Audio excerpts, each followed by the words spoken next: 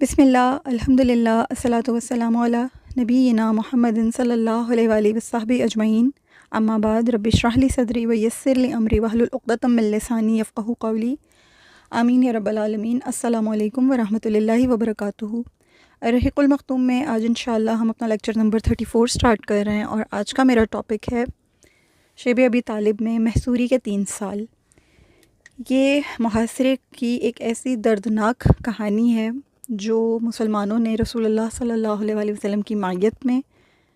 اور خصوصی طور پہ جو رسول اللہ صلی اللہ علیہ وآلہ وسلم کے خاندان کے لوگ تھے، جو آپ صلی اللہ علیہ وآلہ وسلم سے نہایت محبت کرنے والے آپ کے ساتھی تھے، آپ کے جانثاران تھے،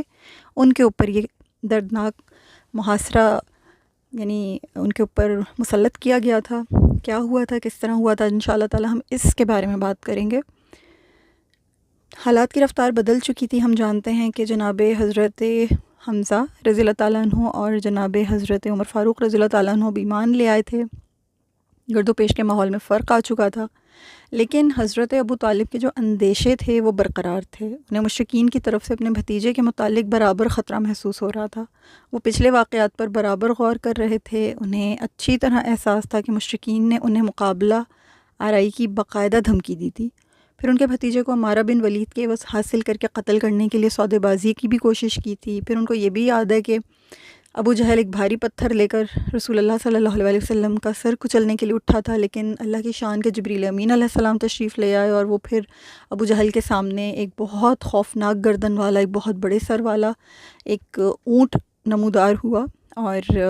ابو جہل کو یہ خوف لاحق ہوا کہ یہ کہیں مجھے اپنے دانتوں سے چبا نہ ڈالے۔ وہ اس خوف کی وجہ سے اس کے ہاتھ سے وہ پتھر چھوٹ گیا اور وہ واپس لوٹ آیا۔ یعنی اللہ تعالیٰ نے رسول اللہ صلی اللہ علیہ وسلم کی اس طرح محافظت فرمائی تھی نماز کے دوران۔ تو یہ واقعہ بھی حضرت جناب ابو طالب کو یاد تھا، ان کے ذہن میں تھی یہ چیز بھی۔ انہیں یہ بھی یاد تھا کہ عقبہ بن ابی معیط نے کس طرح اپنی چادر میں لپیٹ کر رسول اللہ صلی اللہ علیہ وسلم کو دوران نماز ان کا یعنی گلے کے گرد اپنی چادر کو لپیٹ کے گلا گھونٹنے کی، گلا دبانے کی کوشش کی تھی، اور مار ڈالنے کی ایک مطلب پوری اس نے اٹیمپٹ کیا تھا اسیسینیٹ کرنے کے لیے۔ تو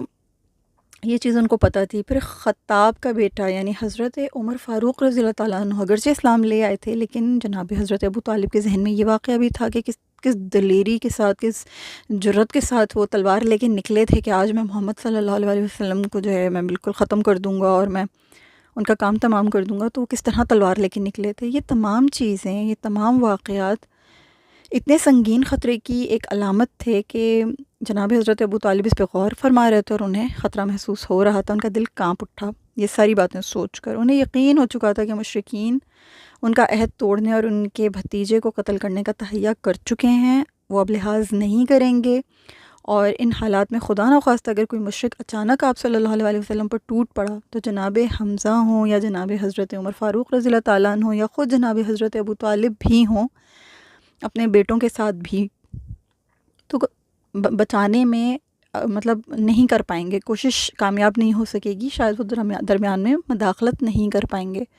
خطرات تھے ان کے ذہن میں، بہت سارے منڈلا رہے تھے۔ بہت وزڈم تھا ان کے پاس، بہت حکیم طبیعت کے انسان تھے، بہت دانا تھے، دور اندیش تھے۔ لہٰذا انہوں نے کیا کیا کہ ان کے نزدیک اب یہ بات یقینی تھی کہ بھائی مجھے حفاظت تو کرنی ہے، اور مشرکین اعلانیہ رسول اللہ صلی اللہ علیہ وسلم کا قتل کا فیصلہ کر چکے ہیں، لہٰذا اب اس کے بارے میں کچھ سوچنا چاہیے۔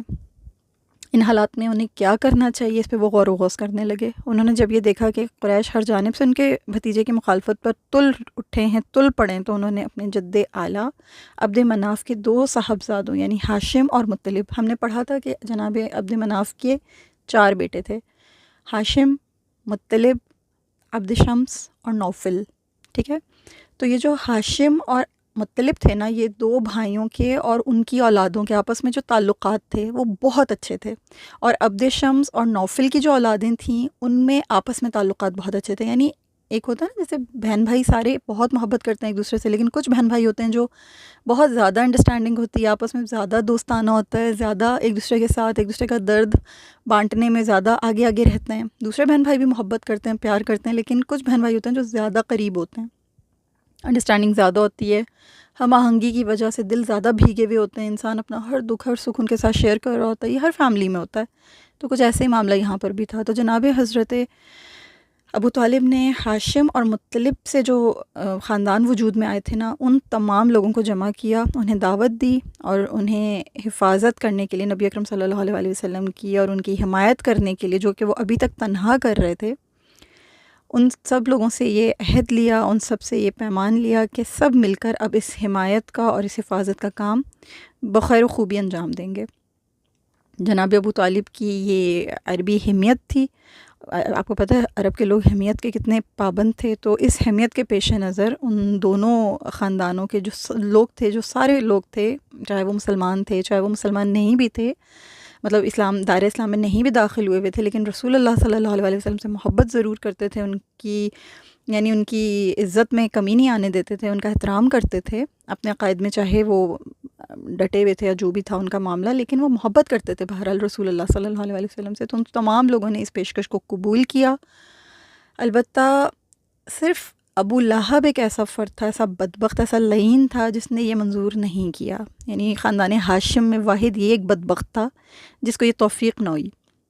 اور سارے خاندان سے الگ ہو کر اس نے مشرکین قریش سے مل جانے کا فیصلہ کیا اور بہرحال پھر انہی کا ساتھ دیا۔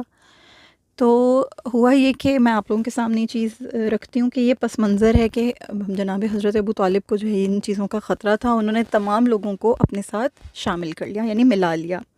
اب یہ ہوا کہ کیونکہ جناب رسول اللہ صلی اللہ علیہ وآلہ وسلم کی جو محنت تھی، جو ان کی کوششیں تھیں، جو ان کی تبلیغ تھی، جو ان کی تعلیمات تھیں، لوگ یعنی بھر بھر کے دائرہ اسلام میں داخل ہوئے جا رہے تھے۔ صرف 4 ہفتے ہی گزرے تھے کہ بلکہ اس سے بھی کم مدت میں مشرکین کو 4 بڑے بڑے دھچکے لگ چکے تھے۔ حضرت حمزہ نے اسلام قبول کر لیا تھا، حضرت عمر فاروق رضی اللہ تعالیٰ عنہ نے اسلام قبول کر لیا تھا، پھر یہ کہ سودے بازی کی کوشش مسترد کر دی گئی تھی، اور پھر یہ بھی ہو گیا کہ بنی ہاشم اور بنی مطلب کے سارے ہی جتنے افراد تھے وہ سب ایک ہو کر رسول اللہ صلی اللہ علیہ وسلم کی حفاظت کا وعدہ کر لیا ان سب نے، اور عہد و پیمان ہو گیا ان کے درمیان۔ تو یہ چیز مشرکین کے لیے اتنی سر چکرا دینے والی تھی کہ وہ چکرا گئے، سٹ پٹا گئے۔ انہیں چکرانا بھی چاہیے تھا، کیونکہ یہ ان کی سمجھ میں آ گیا تھا کہ انہوں نے نبی اکرم صلی اللہ علیہ وسلم کے قتل کا اقدام کیا تو ہے، لیکن اب آپ صلی اللہ علیہ وسلم کی حفاظت میں مکہ کی وادی مشرکین کے خون سے لالزار ہو جائے گی۔ ایسا نہیں ہو سکتا ہے کہ ہم صرف اب محمد صلی اللہ علیہ وسلم کے قتل کا ارادہ کر رہے ہیں تو بس انہی کا قتل ہوگا، نہیں، اب اگر ہم نے ہاتھ ڈالا تو پھر اب یہ پوری کی پوری وادی خون میں نہائے گی، یعنی اب ایک باقاعدہ جنگ شروع ہو جائے گی، کیونکہ اب 2 گھرانے بہت بڑے بڑے جید لوگ تھے، بہت شجاع لوگ تھے، بہت بہادر لوگ تھے، اور پھر بہت شرف والے لوگ تھے، بہت مجد والے لوگ تھے۔ عبد مناف کی جو 2 بیٹے تھے مطلب اور ہاشم، یہ بہت بہت نامور گھرانے تھے، بہت نامور یعنی ان کے خاندان تھے قبیلہ قریش میں۔ تو مشرکین کو اس بات کی اچھی طرح سے سمجھ آ چکی تھی، انہوں نے یہ سوچا کہ اب ہمیں کیا کرنا چاہیے، اب ہم یہ جو ظلم و ستم کر رہے ہیں اور یہ سب کچھ کر رہے ہیں، ہر کوشش ہم نے کر لی، کامیاب نہیں ہو پائے، کچھ ایسا کرنا چاہیے، تھوڑی سی اپنی عقل کو، تھوڑا سا اپنے رویے کو، اپنی اسٹریٹجیز کو چینج کرنا چاہیے، اور کچھ ایسا کرنا چاہیے کہ مکمل صفایا کرنا چاہیے اب اس معاملے کا۔ تو انہوں نے یہ فیصلہ کیا کہ قتل کا منصوبہ چھوڑ کر ایک ایسی راہ نکالیں جس میں ظلم بھی ہو، زیادتی بھی ہو، اور ایک نئی تجویز سامنے آئے۔ تو ان تمام ظالمانہ کارروائیوں کو اور ان تمام جتنی ہم ابھی تک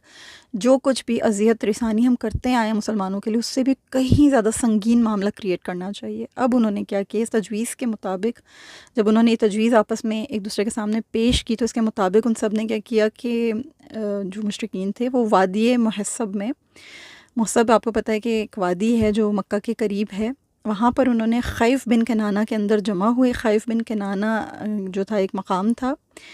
وہاں پہ یہ سب جمع ہوئے، اور آپس میں بنی ہاشم اور بنی مطلب کے خلاف انہوں نے یہ پرومس کیا، انہوں نے یہ ایک ٹریٹی سائن کی کہ نہ ہی ہم ان سے اب شادی بیاہ کریں گے، نہ ہم ان سے خرید و فروخت کریں گے، نہ ان کے ساتھ اٹھیں بیٹھیں گے، نہ ان سے میل جول رکھیں گے، نہ ان کے گھروں میں آئے جائیں گے، نہ ان سے بات چیت کریں گے، جب تک کہ وہ رسول اللہ صلی اللہ علیہ وسلم کو قتل کرنے کے لیے ان کے حوالے نہ کر دیں۔ مشرکین نے اس بائیکاٹ کی دستاویز کے طور پر یعنی ایک پورا صحیفہ لکھا، پورا ایک پیپر بنایا، پورا ایک کانٹریکٹ لکھا، اس میں ان سب نے اس بات کا یعنی علل اعلان اس بات کو سب نے ایگری کیا، ایک ایگریمنٹ ہوا، اس کے اوپر ان سب نے اپنے اپنے طور پر جو ہیں وہ سگنیچرز دیے، یا جو بھی ان کے طریقے تھے، انہوں نے اس کے اوپر اپنی اپنی طرف سے مہریں لگائیں کہ وہ بنو ہاشم کی طرف سے کبھی بھی کسی بھی صلح کی پیشکش کو قبول نہیں کریں گے، اور نہ ہی وہ ان کے ساتھ کوئی مروت برتیں گے جب تک کہ رسول اللہ صلی اللہ علیہ وسلم کو قتل کرنے کے لیے مشرکین کے حوالے نہ کر دیا جائے۔ یہ اتنا سنگین اور اتنا خطرناک قسم کا انہوں نے یہ جو ایک معاہدہ تھا یہ کیا، اور اس کی ایک پوری دستاویز بنائی، اس کا ایک پورا صحیفہ تیار کیا، اور صحیفہ تیار کر کے انہوں نے کیا کیا کہ یہ خانہ کعبہ کے اوپر جو ہے انہوں نے لگا دیا۔ یہ خانہ کعبہ کے اوپر جب انہوں نے یعنی اندر جا کے خانہ کعبہ میں اس کو لٹکا دیا تو اس کے نتیجے میں یہ ہوا کہ ابو لہب کے سوا بنی ہاشم اور بنو مطلب کے سارے افراد، وہ سارے کے سارے جو تھے وہ سمٹا کر شیب ابی طالب میں محبوس ہو گئے۔ یہ نبی کریم صلی اللہ علیہ وسلم کی بعثت کے 7ویں سال محرم کا واقعہ ہے، یعنی محرم کا مہینہ تھا اور یہ واقعہ جو ہے یہ پیش آیا۔ اب یہ جو 3 سال ہیں اس بائیکاٹ کے، میں ان کے بارے میں آپ کے ساتھ پورا ذکر کروں گی کہ یہ 3 سال کس طرح مسلمانوں نے گزارے، اس کے نتیجے میں کون سے سنگین حالات تھے جنہیں مسلمانوں نے محسوس کیا، مسلمانوں نے فیس کیا۔ دیکھیں، جب بھی کسی کا بائیکاٹ کیا جاتا ہے نا، جب بھی کسی کو بالکل کٹ آف کیا جاتا ہے، چاہے وہ خاندان میں ہو، چاہے وہ سوسائٹی میں ہو، چاہے وہ کسی بھی کلچر میں ہو، کہیں پر بھی ہو، کسی بھی جگہ پر ہو، اس کے نا بڑے دور رس نتائج نکلتے ہیں۔ وہ دور رس نتائج اس طرح نکلتے ہیں کہ آپ صرف یہ سوچیں کہ ہر فیملی، ہر سوسائٹی، ہر کلچر، ہر کنٹری، جتنے بھی لوگ مل کے اس جگہ پہ رہ رہے ہوتے ہیں نا، وہ سب ایک دوسرے کے ساتھ ایسوسیٹڈ ہوتے ہیں، سب ایک دوسرے کے ساتھ جڑے ہوئے ہوتے ہیں۔ ہر بندہ دوسرے کو اپنی کسی نہ کسی اعتبار سے سروسز پرووائڈ کر رہا ہوتا ہے۔ ہم اپنی سروسز کسی نہ کسی مد میں ایک دوسرے کو دے رہے ہوتے ہیں، ایون ایک چھت کے نیچے ایک گھر میں رہ کر بھی ہم ایک دوسرے کو اپنی سروسز دے رہے ہوتے ہیں غیر محسوس انداز میں۔ ہم سب ایک دوسرے کے ساتھ ایسوسیٹڈ ہیں، کوئی کسی حوالے سے کسی کے کام آ رہا ہوتا ہے، کوئی کسی حوالے سے کسی کے کام آ رہا ہوتا ہے۔ تو یہ چیز ہوتی ہے جب آپ کسی ایک طبقے کو یا کسی ایک یعنی ایک پورے گروپ کو سائیڈ لائن کر دیتے ہیں، کٹ آف کر دیتے ہیں، اس کا بائیکاٹ کر دیتے ہیں، تو جو سروسز مل کے ان تک پہنچ رہی ہوتی ہیں یا جو سروسز ان کو پرووائڈ ہو رہی ہوتی ہیں، ان تک پہنچ رہی ہوتی ہیں، کسی بھی طریقے سے انہیں مل رہی ہوتی ہیں، وہ رک جاتی ہیں، وہ ختم ہو جاتی ہیں۔ آپ اس کی ایک ایگزامپل یوں لیجئے کہ جیسے ایک پورا ایک سوسائٹی ہے، اس سوسائٹی میں بہت سارے ڈاکٹرز ہیں، وہ ڈاکٹرز اپنی سروسز پرووائڈ کر رہے ہیں۔ اگر وہ ڈاکٹرز کسی بھی وجہ سے اسٹرائک کر دیں تو باقی جتنی سوسائٹی ہے، باقی جتنے لوگ ہیں، وہ سب کے سب متاثر ہونے لگتے ہیں کہ بھائی ڈاکٹرز نے ہم بائیکاٹ کر دیا ہے، ڈاکٹرز نے اسٹرائک کر دیا ہے، ڈاکٹرز سیپریٹ آؤٹ ہو گئے ہیں، ڈاکٹرز نے بالکل اپنی سروسز دینا بند کر دی ہیں، تو جو لوگ ہوتے ہیں وہ افیکٹ ہونا شروع ہو جاتے ہیں، جو بیمار ہوتے ہیں وہ بھی افیکٹ ہونا شروع ہو جاتے ہیں، جو بیمار نہیں ہوتے انہیں یہ خوف لاحق ہو جاتا ہے کہ اگر بیمار ہو گئے تو ڈاکٹرز تو یہاں پر اس وقت اپنی جاب پہ ہیں ہی نہیں، ڈیوٹیز پہ ہیں ہی نہیں، انہوں نے تو بالکل اسٹرائک کی ہوئی ہے۔ یا اگر یہ سوچیں کہ کوئی کسی ایئر لائن کا اسٹاف، کیپٹنس وغیرہ اگر وہ اسٹرائک کر دیں تو فلائٹس کینسل ہو جائیں گی، بہت سارا نقصان ہوگا، اکنامکلی بھی، لوگوں کا آنا جانا، ٹریولنگ اور یہ ساری چیزیں جو ہیں لوگوں کی رک جائیں گی۔ کئی لوگ ایسے ہوں گے جن کو ایمرجنسی میں جانا آنا ہوتا ہے، ان کی فلائٹس کینسل ہو جائیں گی، انہیں تکلیف آئے گی۔ تو یہ جو بائیکاٹ ہوتا ہے نا، اس کا بہت خطرناک قسم کا ایک امپیکٹ آتا ہے سوسائٹی پہ۔ یہی کام انہوں نے کیا کہ انہوں نے مسلمانوں کا بائیکاٹ کر دیا، خصوصی طور پہ بنو ہاشم اور یہ جو بنو مطلب کے گھرانے تھے، خاندان تھے، ان کا بائیکاٹ کر دیا۔ اب جب بائیکاٹ کر دیا تو نہ ان سے شادی بیاہ کر سکتے ہیں، نہ ان سے بات چیت کر سکتے ہیں، نہ ان سے ملنا جلنا کر سکتے ہیں، نہ ان سے میل ملاپ کر سکتے ہیں، نہ ہی ان کے ساتھ اٹھ بیٹھ سکتے ہیں، نہ ان کی ضروریات کا خیال رکھا جا سکتا ہے، ہر لحاظ سے کٹ آف۔ یعنی یہ ہمارے درمیان ہے ہی نہیں، ہمارا حصہ ہے ہی نہیں، وہاں کوئی گورنمنٹ تو تھی نہیں، وہاں کوئی اس طرح کا کوئی جسٹس اس طرح سے کوئی گورنمنٹ لیول پہ تو ہوتا نہیں تھا، قبائل تھے اور قبائلی سسٹم تھا، سب اس کو فالو کرتے تھے۔ تو جتنے بھی مشرکین تھے اور رؤسائے قریش تھے جو کٹر تھے نفرت میں رسول اللہ صلی اللہ علیہ وسلم کی، انہوں نے آپس میں جب یہ معاہدہ کر لیا تو سب اب اس معاہدے کے پابند ہو گئے۔ جب مسلمانوں نے یہ دیکھا، خصوصی طور پہ جب حضرت ابو طالب نے یہ دیکھا، تو انہوں نے مسلمانوں کو یہ مشورہ دیا کہ ٹھیک ہے، ہم اگر اس طرح کا ہی ان کی تدبیر اگر یہی ہے، یہ اسی طرح کا ظلم کرنا چاہ رہے ہیں، اسی طرح سے انہوں نے ہمیں جو ہے بالکل سائیڈ لائن کر دیا، تو کوئی بات نہیں، ہم ان کی ان شرمناک حرکتوں کے اوپر جو ہے کسی قسم کا کمپرومائز نہیں کریں گے، اور ہم یہاں سے چلے جاتے ہیں، ہم یہاں سے نکل جاتے ہیں۔ اور اس چیز کے لیے انہوں نے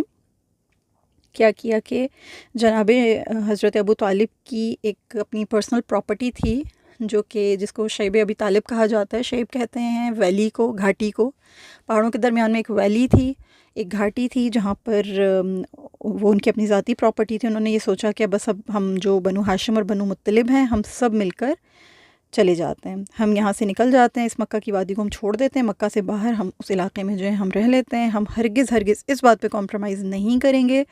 کہ کسی بھی قسم کا نقصان جناب رسول اللہ صلی اللہ علیہ وسلم کو پہنچایا جائے ہمارے ہوتے ہوئے. ہماری تلواریں زنگالود نہیں ہیں، ہمارے خون اتنے سفید نہیں ہیں، اور ہماری جو محبت ہے اور جو ہماری جو ایک ان کی طرف جو عقیدت ہے، جو ہمارا ان کے ساتھ ایک رشتہ ہے، وہ صرف خون کی بنیاد پر نہیں ہے، وہ ہمارے رسول اور نبی بھی ہیں. تو مسلمانوں کے اندر ان کے لیے بہت مختلف قسم کے جذبات تھے. وہ کسی طور پر بھی اس بات کے لیے تیار نہیں تھے کہ ہم اس طرح کا سودا کریں کہ ہم اپنی جانیں بچا لیں، ہم اس بائیکاٹ سے جو ہیں پریشان ہو جائیں، اور ہم کہیں کہ ٹھیک ہے بھائی تم لوگ بائیکاٹ نہیں کرو، تم لوگ بتاؤ تم لوگوں کی کیا شرائط ہیں، ہم تم لوگوں کی شرائط ماننے کو تیار ہیں. جیسے ڈاکٹرز اگر اسٹرائک کر دیں تو پھر آخر ہتھیار ڈالنے پڑتے ہیں، پوچھا جاتا ہے کہ بھائی آپ کی کیا شرائط ہیں، بتائیں اپنی شرائط، ہم ماننے کو تیار ہیں، آپ بائیکاٹ نہ کریں. اسی طرح اگر پائلٹس کر دیتے ہیں تو پھر انہیں بھی یہ مجبور ہو کے کہا جاتا ہے کہ آپ مت کریں بائیکاٹ، آپ ہمیں اپنی شرائط بتائیں، ہم آپ کی شرائط سننے کو تیار ہیں، ماننے کو تیار ہیں. تو اتنا مجبور کر رہے تھے یہ لوگ، اتنا مجبور کر رہے تھے کہ یہ چاہ رہے تھے کہ ہر طرح سے مسلمان جو ہیں وہ سرنڈر کر دیں، مسلمان ان کے ہاتھ تو اچھی طرح سے بلیک میل ہو جائیں. لیکن اتنا مسلمانوں کے اندر جذبہ تھا، اتنا مسلمانوں کے اندر اللہ کی طرف سے ایک ثبات قدمی تھی کہ انہوں نے اس بات کے اوپر کمپرومائز نہیں کیا. یہ جو معاہدہ لکھا تھا نا، یہ اکثر سیرت نگاروں نے بیان کیا کہ اس عہد نامے کو منصور بن اکرمہ نے تحریر کیا تھا، اور اللہ تعالیٰ نے ظالم شخص کو اس طرح سے سزا دی تھی کہ اس کی انگلیاں حضرت صلی اللہ علیہ وسلم کی دعا کے نتیجے میں فالج کا شکار ہو گئی تھیں. اس کے ہاتھ اللہ نے شل کر دیے تھے. اس کو ایسی سزا ملی تھی جس نے یہ بدبخت نے یہ جو عہد نامہ بنایا تھا، یعنی جو ٹریٹی جو سائن کی تھی مشرکین نے، اور پھر اس کو خانہ کعبہ کی اندر دیوار کے اوپر جو ہے ہینگ کر دیا تھا. اب یہ سب لوگ جو تھے یہ شیب ابی طالب میں آ گئے، اور یہ حضرت جناب ابو طالب کا ہی علاقہ تھا. اس معاہدے کی طاقت اور حالات کی نزاکت کو خوب سمجھتے تھے. خوب غور و خوض کرنے کے بعد وہ اس نتیجے پہ پہنچے کہ بھائی ٹھیک ہے، ہم یہاں سے منتقل ہو جاتے ہیں. منتقل ہو چکے تھے وہ لوگ، وہاں منتقل ہو گئے.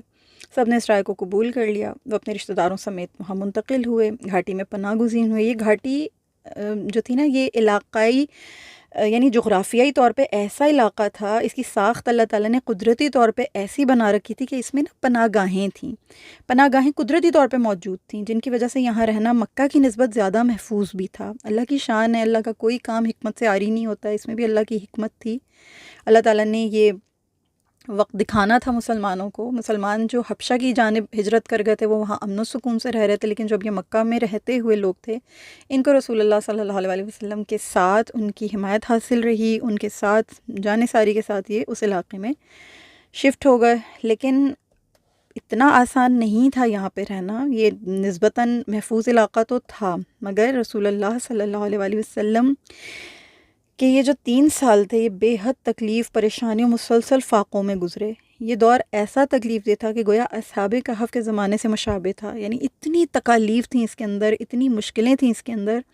روزانہ صبح کو شام کرنا، شام کو صبح کرنا، یہ آسان کام نہیں تھا. سال میں 365 دن ہوتے ہیں، اور 365 دن کو آپ 3 سے ملٹیپلائی کریں، ہزاروں دن اور ہزاروں راتیں بنتی ہیں. یعنی 1000 کے قریب کا ڈیجٹ بنتا ہے یا اس سے زیادہ. تو آپ اندازہ کریں کہ مسلمانوں نے یہ وقت کس طرح گزارا ہوگا، کس طرح ان کے اوپر موسم آئے ہوں گے. مکہ میں بہت زیادہ بارشیں تو نہیں ہوتی تھیں، لیکن کبھی کبھار بارش بھی ہوا کرتی تھی. سردیاں ہوتی تھیں، گرمیاں ہوتی تھیں. کس طرح کے وہاں پر جو ہیں موسم آئے ہوں گے. سخت وقت ہوگا، سخت حالات ہوں گے جب ان کو بھوک پیاس ہر چیز ان کو ستا رہی تھی. یہ پریشانیاں یہ معمولی چیزیں نہیں تھیں، حقیر نہیں تھیں. اس گھاٹی میں رہنے کا مطلب یہ تھا کہ اپنے آپ کو ہر وقت آزمائشوں کے لیے تیار رکھنا. آپ فلسطین کو اپنی نگاہ کے سامنے رکھیں. فلسطین کے لوگوں کو چاروں طرف سے ان کے بارڈر کو بند کر دیا گیا، ان کی امداد بند کر دی گئی، ان کی سپلائی روک دی گئی. تو وہاں کا حال کیا ہوا؟ بچے بھوک سے بلک رہے ہوتے تھے، بچے بھوک سے چیخ رہے ہوتے تھے. مائیں جن کو اولاد ڈیلیور کرنی ہوتی تھی، ان کے پاس ایکوپمنٹس نہ ہونے کی وجہ سے وہ مائیں دنیا سے چلی گئیں. اور سبحان اللہ العظیم کہ ان کے بچے بن ماں کے پیدا ہوئے، یعنی مردہ ماں کے اندر سے اللہ نے زندہ اولادیں پیدا کی. یہ ہم اپنی آنکھوں سے دیکھ رہے ہیں اس دور میں. تو اس وقت بھی کچھ ایسا ہی حال تھا مسلمانوں کا کہ ان کو محصور کر دیا گیا تھا، انہیں چاروں طرف سے کٹ آف کر دیا گیا تھا، انہیں کوئی پرووائڈ نہیں کی جا رہی تھی، سروسز ان کو نہیں مل رہی تھیں. دیکھیں جو لوگ وہاں پہ شفٹ ہوئے تھے نا شیب ابی طالب میں، سارے کے سارے ان میں ڈاکٹرز نہیں تھے، سارے کے سارے ان میں کسان نہیں تھے، سارے کے سارے ان میں تاجر نہیں تھے، سارے کے سارے ان کے اندر مختلف شعبوں سے منسلک نہیں تھے. چند تھے، اور جتنے تھے وہ آپس میں ایک دوسرے کے لیے جو کفایت کر پا رہے تھے وہ کفایت کیا کرتے تھے. تو باقی ماندہ جو لوگ تھے وہ تو بائیک آؤٹ ہو چکا تھا، وہ تو سب وہیں پیچھے مکہ رہ گئے تھے، یعنی الگ ہو گئے تھے ان سے. تو وہ سروسز ان تک نہیں پہنچ پا رہی تھیں. میں نے آپ کو بتایا نا کہ ہر بندہ ایک دوسرے سے ایسوسیٹڈ ہوتا ہے. پھر ایک اور چیز کا تصور کیجئے کہ جب پارٹیشن ہوا تھا، ہمارا انڈیا اور پاکستان کا پارٹیشن ہوتا، خصوصی طور پہ ہم اس چیز کو اس لیے ریلیٹ کر سکتے ہیں کیونکہ یہ ہمارے بڑے بزرگوں پہ گزرا ہے یہ وقت. تو کچھ لوگ ایسے تھے جو پاکستان سے مائیگریٹ کر کے انڈیا گئے تھے، اور کچھ لوگ ایسے تھے جو انڈیا سے مائیگریٹ کر کے پاکستان آئے تھے. کچھ لوگ پاکستان سے منسلک تھے، پاکستانی لوگوں کے رشتہ دار تھے اور وہ وہیں رہ گئے. کچھ لوگ انڈیا میں اپنے رشتہ داروں کو چھوڑ کر پاکستان آ گئے. تو کیا ایسا تھا کہ وہ ان کو یاد نہیں کرتے تھے، یا وہ ان سے محبت نہیں کرتے تھے، یا ان کا رشتہ اگر ان سے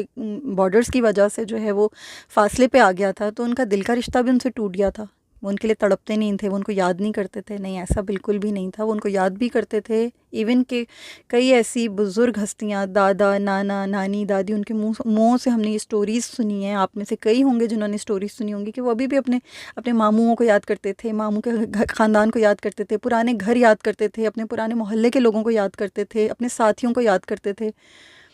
تو یہ جو دوریاں ہوتی ہیں، یہ جو درمیان میں جو ایک خلیج کھینچ دی جاتی ہیں، لائنیں کھینچ دی جاتی ہیں نا، یہ انسانی نیچر ہے، یہ انسانیت کے اوپر بہت بھاری گزرتی ہیں، بڑی گراں گزرتی ہیں. یہ دوریاں بہت بڑی تکلیف بن کے انسانوں کے اوپر ٹوٹتی ہیں. قیامت جیسا وہ وقت ہوتا ہے جب انسان مجبوری میں کسی سے الگ ہو جائے، کسی سے جدا ہو جائے.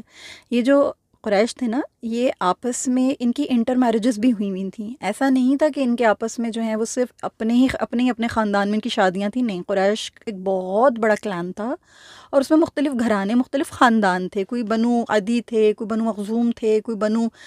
فلاں تھے، کوئی بنو فلاں تھے، کوئی بنو فلاں تھے. تو یہ تمام گھرانے تھے، تمام خاندان تھے، ان کی آپس میں بھی شادیاں ہوئی تھیں. تو کچھ ان میں سے جو ہیں وہ بنو مطلب اور بنو ہاشم کے ساتھ شیب ابی طالب میں منتقل ہو گئے، اور کچھ جو تھے وہ مکہ میں ہی رہ گئے. تو آپس میں دوری نے ان کے دلوں کو تکلیف پہنچائی، ان کے دلوں کو رنج پہنچایا. وہ دکھ بھی انہوں نے برداشت کیے، وہ غم بھی انہوں نے برداشت کیے. کئی لوگ ایسے تھے جن کی بیٹیاں دوسرے خاندانوں میں بیائی ہوئی تھیں، لیکن والدین کیونکہ ایمان لے آئے تھے، شیب ابی طالب میں منتقل تھے، بیٹیاں دوسرے خاندانوں میں تھیں، نہیں آ پا رہی تھیں ماں باپ سے ملنے کے لیے. کچھ ماں باپ ایسے تھے جن کی اولادیں وہاں شفٹ ہو گئی تھیں، منتقل ہو گئی تھیں اور محصور ہو گئی تھیں، وہ نہیں مل پا رہے تھے. تو یہ جو نسلیں تھیں نا، یہ آپس میں اس درد کو، اس تکلیف کو محسوس کر رہی تھیں. آگے میں آپ کو انشاءاللہ تعالی اس کے اوپر اور روشنی ڈالوں گی تو میں آپ کو اس کے بارے میں بھی بتاؤں گی. تو یہ جو محاصرہ تھا یہ بے انتہا سخت تھا. اس کو صرف اور صرف وہی محسوس کر سکتا ہے جس نے کبھی اس طرح کی کسی چیز کو یا تو ایکسپیرینس کیا ہو، یا پھر جو درد دل رکھتا ہو. آپ فلسطین کو اپنی نگاہوں کے سامنے رکھیں کہ بھوک، پیاس، بیماری، آزاری، ان ساری چیزوں سے متاثر ہو کے ان کی کیا کیفیات ہیں. اسی طرح شیب ابی طالب میں جو بے غذا لوگ تھے، جن کو غذا کی تنگی تھی، اتنا زیادہ بھوک کی شدت کی وجہ سے تکلیف میں تھے کہ چیختے تھے، روتے تھے. بچوں کے رونے کی آواز اکثر گھاٹی سے باہر آیا کرتی تھی، یعنی شیب ابی طالب سے باہر مکہ کے لوگوں کو سنائی دیا کرتی تھی. بھوک سے جب بچے بلک رہے ہوتے تھے، جب بچے رو رہے ہوتے تھے، اور ان کو دیکھ کے ان کی ماؤں کے دل دکھ رہے ہوتے تھے، ان کی ماؤں کے دل جو ہیں وہ تکلیف میں ہوتے تھے، تو مائیں بھی ساتھ میں رو رہی ہوتی تھیں کیونکہ کھانے کو کچھ مل نہیں رہا ہوتا تھا. ہوتا کیا تھا کہ جب بھی مکہ میں کوئی چیز آتی تھی، تاجر کبھی باہر سے آتے تھے. دیکھیں مکہ میں اپنی تو کوئی پیداوار تھی نہیں، مکہ کوئی ایسا علاقہ تو تھا نہیں کہ جہاں پہ جو ہے کاشتکاری ہوتی تھی، یا جہاں پہ فروٹس اور ویجیٹیبلز اور یہ ساری چیزیں جو جگہ جگہ غلہ بانی ہو رہی ہے، نہیں، ایسا نہیں ہوتا تھا. مکہ ایک بیابان سی وادی تھی، وہاں پہ باہر سے آیا کرتا تھا، جو بھی پرووائڈ کیا جاتا تھا باہر سے ہی پرووائڈ کیا جاتا تھا انہیں. تو جب بھی تاجر باہر سے آیا کرتے تھے نا، تو کیا کرتے تھے کہ جو مکہ کے جو لوگ ہوتے تھے، جو مشرکین ہوتے تھے، جو رؤسائے قریش ہوتے تھے، سنگ دل لوگ جو تھے، خصوصی طور پہ بڑھ چڑھ کر جس کا نام بہت زیادہ قابل ذکر ہے وہ ابو لہب. یہ لوگ کیا کیا کرتے تھے کہ جو باہر سے آیا کرتے تھے نا تاجر، ان سے ساری چیزیں خرید لیا کرتے تھے اور دگنے داموں خرید لیا کرتے تھے، اور خریدنے کے بعد جو بچا کچھ ہوتا تھا اس پہ بھی انہیں یہ پابندی لگا دیا کرتے تھے کہ اب جب تم اگر اس گھاٹی کی طرف اگر جاؤ بیچنے کے لیے تو پھر پرائزز اتنے ہائی کر دینا کہ یہ ان کی ریچ سے باہر ہو جائیں۔ یہ ہوتا ہے مجبور لوگوں کا فائدہ اٹھایا جاتا ہے، انفلیشن اسی کو کہا جاتا ہے۔ انفلیشن میں کیا ہوتا ہے کہ جیسے فار ایگزامپل میں آپ کو بتاؤں کہ کبھی کسی جگہ پر کسی علاقے میں سیلاب آ جاتا ہے، سپلائی رک جاتی ہے، سپلائی رک گئی، سمجھیں پیاز کی یا ٹماٹر کی سپلائی رک گئی فار ایگزامپل، تو جب جو اہل علاقہ ہوں اگر ان کے پاس، ان تاجروں کے پاس وہ پیاز اور ٹماٹر کا سٹاک موجود ہو تو وہ کیا کرتے ہیں، وہ دگنے داموں بیچتے ہیں کہ پیچھے سے تو سپلائی رکی ہوئی ہے، تو اب جو ہمارے پاس موجود ہے نا ہم اس کو دگنے داموں بیچیں گے۔ تو یہی حرکتیں وہ لوگ کیا کرتے تھے کہ اگر کبھی شیب ابی طالب سے لوگ اگر کچھ خریدنا چاہتے بھی تھے نا تو انہیں مہنگے داموں بیچا جاتا تھا، بہت مہنگے داموں ان کو بیچتے تھے، اور ان بیچاروں کی کوئی کمائی تو تھی نہیں کیونکہ تاجر لوگ تھے آپس میں، تو ان لوگوں کا جو لین دین تھا، جو مکہ میں جن کی چھوٹی موٹی جن کے کاروبار تھے، جن کی روزمرہ کی دکانیں تھیں، جو بکری کا دودھ بیچتے تھے، گھی بیچتے تھے، مکھن بیچتے تھے، جو جانوروں کی چربیاں کھالیں بیچتے تھے، یعنی ان کی جو چمڑا وغیرہ بیچتے تھے، یا جو بھی تلواروں کی جو تلوار وغیرہ بناتے تھے، یا جو بھی ہتھیار وغیرہ بناتے تھے، جو کچھ بھی کرتے تھے خواتین جو ہیں وہ سوت کاتا کرتی تھیں وغیرہ، تو وہ سارے کام تو رک گئے تھے، لوگ تو محصور ہو گئے تھے، شیب ابی طالب میں چلے گئے تھے، تو اب ان کے پاس کوئی ذریعہ آمدنی بھی نہیں تھا، وہ کہاں سے کمائیں، کہاں سے کھائیں، تو حال یہ ہو گیا تھا کہ لوگ گھاس کھانے پر مجبور تھے، جو وہاں پہ جو پتے ہوتے تھے درختوں کے، چند جو درخت وہاں پر لگے ہوئے تھے اس وادی کے اندر، اس شیب کے اندر، وہاں سے لوگ جہاں پتے توڑتے تھے، پتوں میں سے جو شبنم نکلا کرتی تھی، جو پانی نکلا کرتا تھا، وہ پی پی کے اپنا گزارا کیا کرتے تھے، کیونکہ آپ کو پتہ ہے مکہ میں تو پانی کی بھی قلت تھی، پانی بھی اتنا زیادہ وہاں پہ فراوانی کے ساتھ میسر نہیں تھا، وہاں پہ سپلائی نہیں کرنے دیا جاتا تھا، اگر کوئی کسی کو پہنچانا بھی چاہتا تھا، جیسے کہ ایک واقعہ ہمیں ملتا ہے کہ یہ جو حضرت خدیجہ رضی اللہ تعالیٰ عنہا ہیں، خدیجہ رضی اللہ تعالیٰ عنہا کے جو بھتیجے تھے، انہوں نے ایک مرتبہ خفیہ طور پہ، یعنی اسمگلنگ، سمجھیں کہ ایک طرح کی اسمگلنگ کرتے تھے پس پردہ، خفیہ طور پر کہ ان لوگوں کو پتہ نہ چلے، حکیم بن حزام، یہ حضرت جناب خدیجہ رضی اللہ تعالیٰ عنہا کا یہ نا بھتیجے تھے، یعنی ان کے بھائی کے بیٹے تھے، تو یہ کبھی کبھی اپنی پھپھوں کے لیے ان کے دل کے اندر محبت جاگتی تھی، درد اٹھتا تھا، میں نے جیسے آپ کو بتایا کہ رشتہ دار اگر دور بھی ہو جائیں تو دل کا رشتہ تو نہیں ٹوٹ جاتا اگر درمیان میں کوئی بارڈر آ جائے یا کوئی مجبوری آ جائے، تو یہ چیز انسان کے جو ایموشنز ہوتے ہیں، جو انسان کی جو ایک دلی محبت ہوتی ہے، اس کو تو نہیں کچل سکتی نا، اس کو تو نہیں ختم کر سکتی، تو ان کے دل میں اپنی پھپھوں کے لیے بہت محبت آتی تھی، کبھی کبھار وہ گیہوں بھجوا دیا کرتے تھے خفیہ طور پر۔ ایک مرتبہ یہی ہوا کہ ابو جہل نے یہ چیز دیکھ لی، اس نے ان کو جب دیکھا تو غلہ روکنے کی کوشش کی، اڑ گیا اس بات کے اوپر کہ نہیں میں نہیں جانے دوں گا، یہ غلہ میں نہیں جانے دوں گا، یہ وہاں پہ یہ غلہ یہ نہیں جائے گا، تو وہاں پر ایک ابو البختری نام کا ایک شخص تھا، اس نے بیچ میں مداخلت کی اور اس نے کہا کہ بھائی وہ اپنی پھپھوں کو بھجوا رہا ہے، ابو جہل تمہیں اس معاملے میں کیا پرابلم ہے، تم کیوں اتنا زیادہ غصہ کرو، تم کیوں اتنا زیادہ اس بات پہ شور شرابہ کر رہے ہو، تو منع کیا ابو البختری نے، تو بڑی مشکلوں سے جو ہے وہ غلہ جو ہے وہ پہنچا۔ بہت سارے اس طرح کے واقعات ہیں، بہت سارے اس طرح کے لوگ ہوتے تھے جو تھوڑے نرم دل تھے، جو ہمدرد تھے، جن کو مسلمانوں کا یہ درد، مسلمانوں کی چیخیں، مسلمانوں کا یہ جو غم تھا یہ نہیں اچھا لگتا تھا، وہ محصورین کے لیے کبھی کھانا وغیرہ بھجوا دیا کرتے تھے، لیکن بہت کم ایسا ہوتا تھا، مطلب شاذ و نادر اس طرح ہوتا تھا۔ ابو لہب اس معاملے میں بہت سخت آدمی تھا، بہت بدبخت تھا، بہت لعین تھا، وہ تاجروں کو کہتا تھا کہ محمد صلی اللہ علیہ وسلم کے ساتھیوں کو جو بھی چیز دو گے نا مہنگے دام بیچنا، اور اگر مطلب وہ نہیں خریدیں گے نا تم اپنے دام اتنے زیادہ بڑھا دینا کہ وہ خرید ہی نہ پائیں، وہ نہیں خریدیں گے تو پھر تمہارا کوئی بھی نقصان نہیں ہوگا، یقین کرو وہ سب کچھ میں خریدوں گا، یعنی میں ان کے حصے کا سب کچھ تم سے لوں گا، لیکن ان کی پہنچ سے اس چیز کو دور کر دو، ان تک اس کی خرید و فروغ جو ہے نا اتنی زیادہ بڑھا دو پرائزز کہ وہ یہ طاقت ہی نہ رکھ پائیں اور بنا کچھ لیے وہ واپس لوٹ جائیں، وہ بالکل بھی کچھ نہ لے سکیں۔ تو اس قسم کی باتیں، اس قسم کی حرکتیں وہاں پر یہ ابو لہب کیا کرتا تھا۔ پھر ایک اس وادی میں جو بھوک کا عالم تھا نا، اس کی شدت کا اندازہ آپ اس بات سے لگائیے کہ حضرت سعد بن ابی وقاص رضی اللہ تعالیٰ عنہ ایک مرتبہ بیان کرتے ہیں، ان کی زبانی یہ واقعہ جو ہے یہ ملتا ہے روایات میں، کہ انہیں اتنی بھوک لگی تھی کہ اس وقت ان کی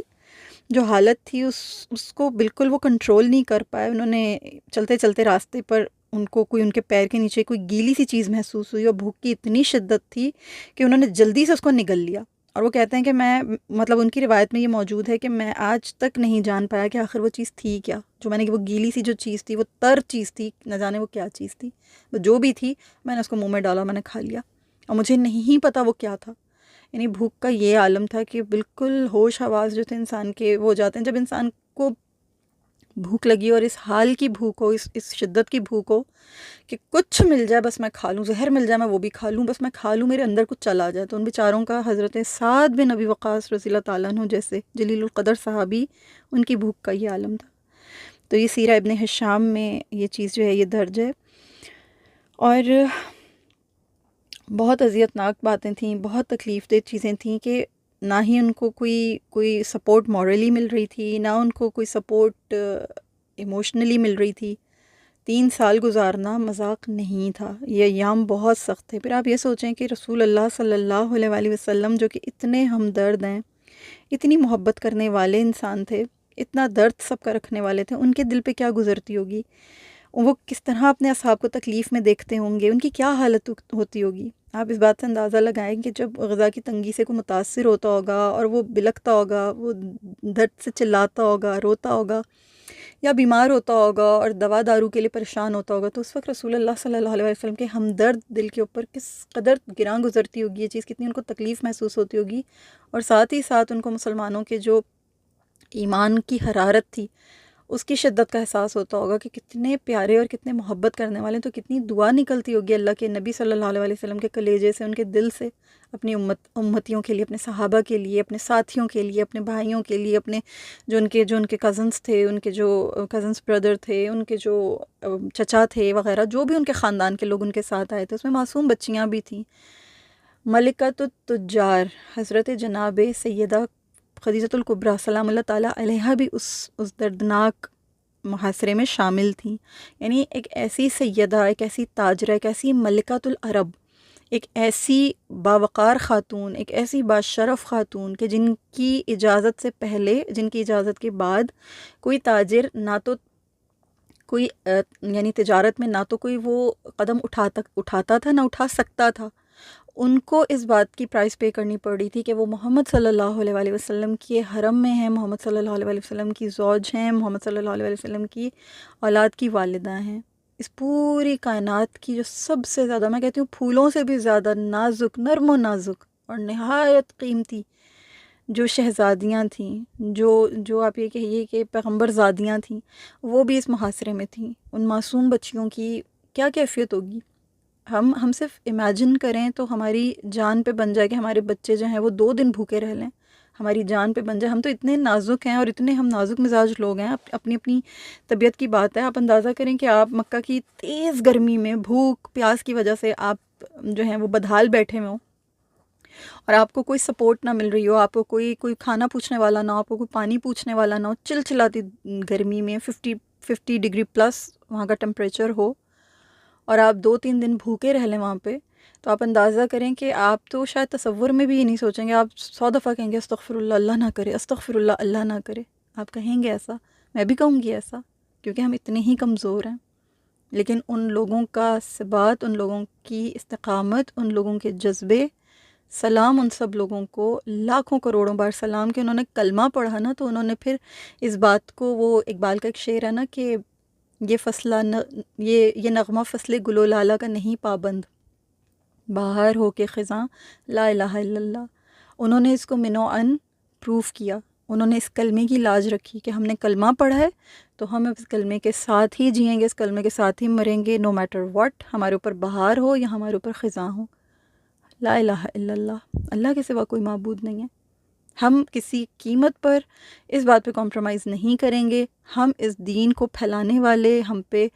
اتنا بڑا احسان کرنے والے کہ جس نے اللہ کا تعارف کروایا ہے، جس نے ہمیں اللہ کی پہچان، اللہ کی معرفت عطا فرمائی ہے، ہم ان کے احسان فراموش نہیں ہو سکتے. ہم کسی قیمت پر بھی رسول اللہ صلی اللہ علیہ وسلم کو مشرکین کے حوالے نہیں کریں گے. بڑی کڑی شرط رکھی تھی انہوں نے. یعنی آج کے دور کا بڑے سے بڑا قانون دان بھی اگر پڑھ لینا تو انہوں نے اتنی چالاکی کے ساتھ اور اتنی انہوں نے ہوشیاری کے ساتھ شقیں بنائی تھیں اس صحیفے کے اندر، وہ جو انہوں نے ٹریٹی سائن کی تھی سارے سرداران نے، کہ اس میں کوئی گنجائش نہیں چھوڑی تھی سوائے اس کے کہ بھائی کچھ بھی ہو، اگر یہ محمد صلی اللہ علیہ وسلم کو ہمارے حوالے کرو گے تو ٹھیک ہے، ادروائز نو وے. یعنی کوئی انہوں نے گنجائش نہیں چھوڑی تھی اس میں، اس ٹریٹی کے اندر. سبحان اللہ، 3 سال مسلمانوں نے انہی اذیتوں میں گزارے، انہی تکلیفوں میں گزارے.